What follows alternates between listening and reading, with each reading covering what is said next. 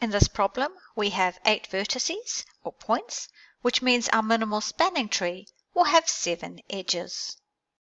To begin, we're going to start with the lowest values. And if you're using paint, which I am, your best option is to go into Shapes, choose the line shape, choose an obvious color, and start joining together the edges that have the lowest value.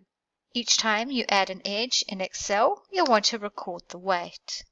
So as you can see, H and G is definitely a weight that I'm wanting to include, as is C and D, and F and C.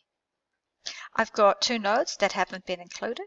One is AH, and that's worth 4. And my final edge is going to be BC because that is also the lowest. I can then use Excel's formula to add up, and the weight of my minimal spanning tree is 21. By having your diagram in Paint and simply drawing over where you want to join your edges and keeping track of what you've chosen, it's very easy to quickly create minimal spanning trees and calculate the value.